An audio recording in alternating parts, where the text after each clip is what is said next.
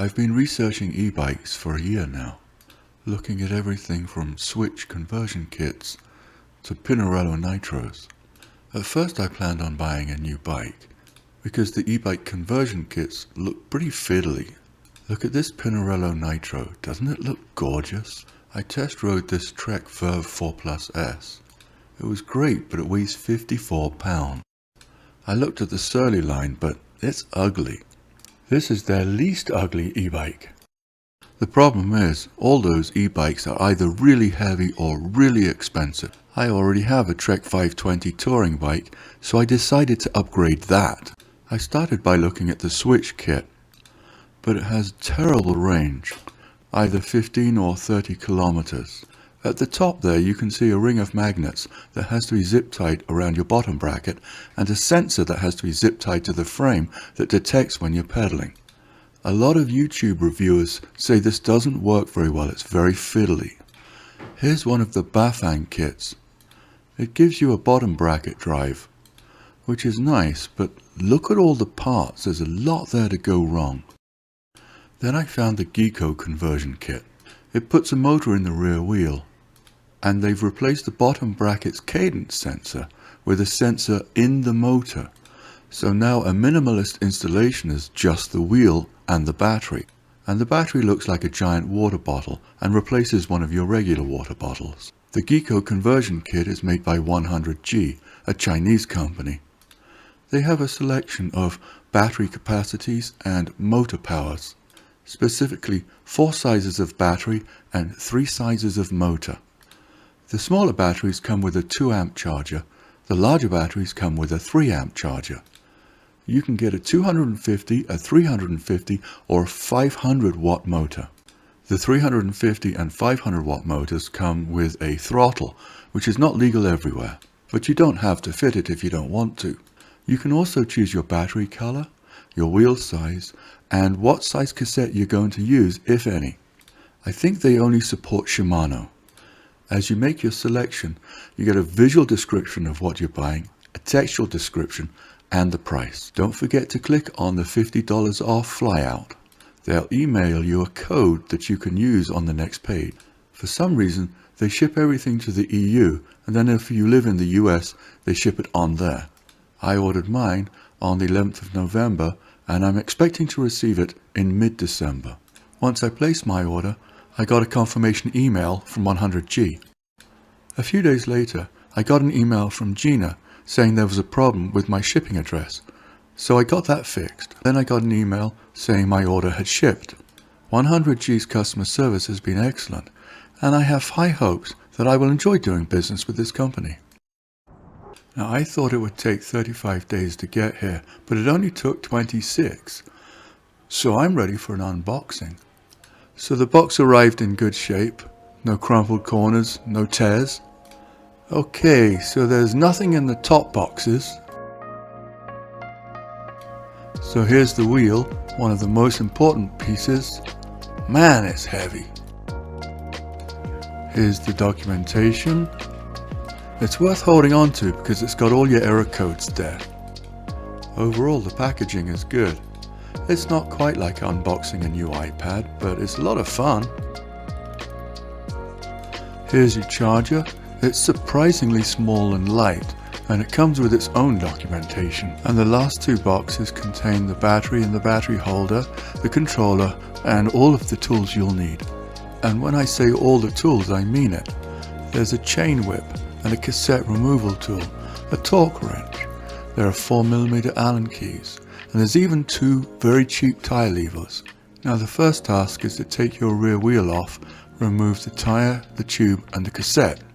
Now I used my tools because they're a little better than the ones that come with the kit. Then you install the cassette on the new wheel. I found I had to leave the dork disc off. You also won't use your own lock disc. The cadence sensor that comes with the kit will replace it. Then you install the tire and tube. Now the diameter of the new wheel was a few millimeters less than the diameter of my old wheel, which meant my Schwalbe Marathon was a very loose fit. Now here's a time-saving tip. I tried to install the wheel with the nuts and washers on the axle. It is much easier if you leave the nuts and the washers off of the axle, put it into the dropout, and then put them on the axle. This is also one point where you must read the manual to get the order and the orientation of everything correct.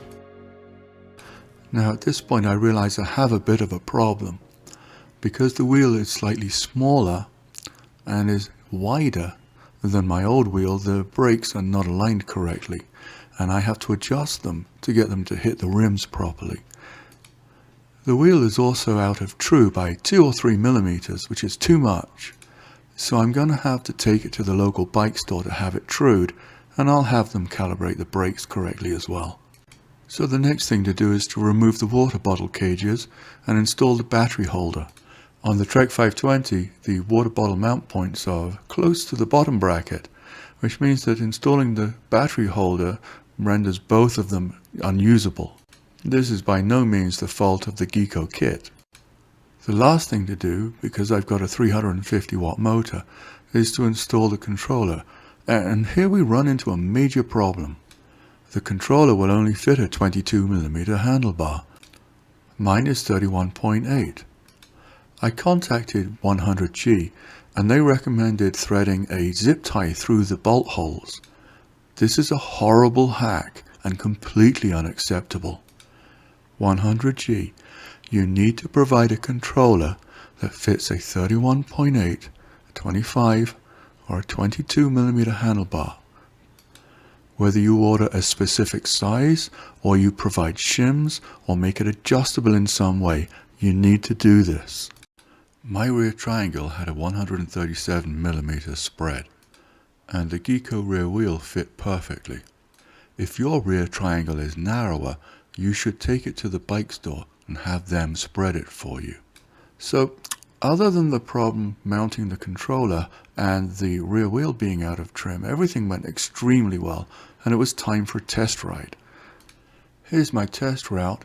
It starts at 6,000 feet and climbs to 7,800 feet in 5.6 miles, with an average grade of 7% and a max grade of over 12%.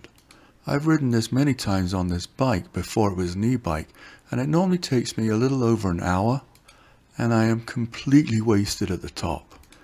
Today I rode it with level 5 of assistance, and it took 36 minutes to get to the top. I did work, but I was not exhausted when I got there. Now it may have been I was working just as hard as normal, but I got there twice as fast. The total system weight, rider and bike, was about 250 pounds, and my calculations showed that the battery should easily be capable of getting me to the top. But I was impressed that when I got there, I still had 53% of my battery capacity left. Now you may notice in the elevation profile that there is a few slight downhills, and when I coasted I found the motor drag was very significant, which was a bit worrying. However, when I got to the top and started coming back down again, I turned the battery off, and there was no discernible motor drag. There must be some, it's inevitable, but the bike is very rideable with the battery turned off. Now the battery level indicator is quite inaccurate. 5 minutes into this ride it showed 75%, and then at 10 minutes it still showed 75%. When I finished the ride it showed 53%, but by the time I'd driven home it was showing 58%. So it isn't incredibly reliable. Now when you're charging the battery, the charger gets quite warm. It's hot to put your hand on, not uncomfortably so, but noticeably. Now 100G's primary market is in the EU, and the battery has the appropriate EU certification. The battery does not have a UL certification. It has a CE marking, which simply means you can buy and sell it in the European Union. And it also has a UN marking, which means it's legal to ship it by air, by sea, or by land. But because it does not have a UL certification, I am going to keep and charge it in a fireproof bag when I'm not using it. 100G has an app you can install on your phone. This allows your phone to Bluetooth to the battery. They provide a handlebar mount for your phone. You can use the app to monitor your battery reserve, set the power assist, and track your speed and distance. The next thing I did was a range test, but that didn't really go exactly as planned. As I mentioned before, 100G's primary market is the EU, where e-bikes are restricted to 25 kilometers an hour. That's about 15.5 miles per hour. So every time I started riding more than 15 miles an hour, the motor would cut out. And what was odd is, if I was riding less than 14 miles an hour, I would have assistance. If I was riding between 14 and 16 miles an hour, I would sometimes have assistance and sometimes not, and it was random. But if I was riding more than 16 miles an hour, I would not have assistance. Now 15 miles an hour is about my average speed when I'm touring, so the motor kept turning on and off, which I found quite disconcerting. But a result of this is, even though I rode 60 miles, I still had 77% of my battery left, because I wasn't getting assistance until I actually needed it. This might be a very useful touring configuration, but it wasn't the test I was trying to do. So I contacted 100G, and they told me the magic steps I had to take to unlock a secret page on their app. Now I couldn't get the app to run on my Samsung Note 4 running Android 6, but I could get it installed on my Pixel 2 running Android 11. If you're not using the throttle, then you need to be pedaling and traveling between about 5 and 15 miles an hour to get assistance. Now, why 5 miles an hour? Well, at one point I was making a hard U-turn to go through a gap in a fence. If the motor had come on during that maneuver, it would have slammed me straight into a gate post. And if you're traveling more than 15 miles an hour, the bike won't assist you in the default configuration. So let's talk about the ride. Now, when the assistance does turn on, it ramps up over the course of about a second, so you don't unexpectedly lurch forward. This also reduces the chances of the motor damaging your rear dropouts. And we need to talk about this. Now, the motor can generate as much as 60 Newton meters of torque. To get a feel for how much torque this is, imagine a 1 meter or a 1 yard long wooden dowel. At one end of the dowel, you've got a 13-pound lead weight. You pick up the dowel at the other end with one hand, and you try and keep it horizontal. You're fighting 60 Newton meters of torque. At level 5, the wheel's axle is trying to turn with this amount of torque, and the only thing stopping it is your rear dropout. So your rear dropout better be very strong. If it's chromoly or steel or titanium, it's probably fine. If it's aluminum or carbon fiber, it might not be. If you're installing the kit on an aluminum or a carbon fiber frame, definitely take a look at buying a torque arm. 100G sells an optional torque arm which helps your frame spread the torque and prevent the frame from getting damaged. Remember, your bike's rear dropouts were not designed to handle this kind of torque. And if the motor breaks your rear dropouts, your frame is toast. So the takeaway of the first range test is that in the default configuration, I don't get much assist, although this might be a great configuration for touring. However, I can configure the speed at which the assist cuts out. So I've set it for 40 kilometers an hour. Time for another range test. So today I'm going to ride 80 miles on the flattest course I know with assistance level 1. It's a beautiful day with almost no wind, almost perfect conditions for a test. I turned around when the battery said there was 62% left. I don't entirely trust the estimates the battery gives me. That was at mile 40. When I got back to the car, I had 80 miles, and the battery claimed to have 27% capacity left. My average speed was about 17 miles an hour, and I sure didn't feel like I'd ridden 80 miles. The Geeko conversion kit has exceeded my expectations. And now it's time for the final evaluation of the Geeko e-bike conversion kit. Let's start with the bad. The throttle mount design, only fitting 22mm handlebars, that's got to be fixed. The wheel arriving out of true was disappointing, and the battery does not have UL certification. I read an article recently that in the city of New York, they're passing an ordinance that says it is illegal to store or charge an e-bike battery that is not UL certified in a rental property. Let's talk about the good. There's a wide selection of components. There's customization. Ordering online is easy. Price is fair. Delivery was quick. Packaging was good. The conversion kit was complete. It contained every single tool you could need to do that installation. Installation was easy. It only took about 90 minutes. You could probably do it in 60. The design is good except for what I previously mentioned, and the build is good except for what I previously mentioned. The app is very good. The ride feel is nice.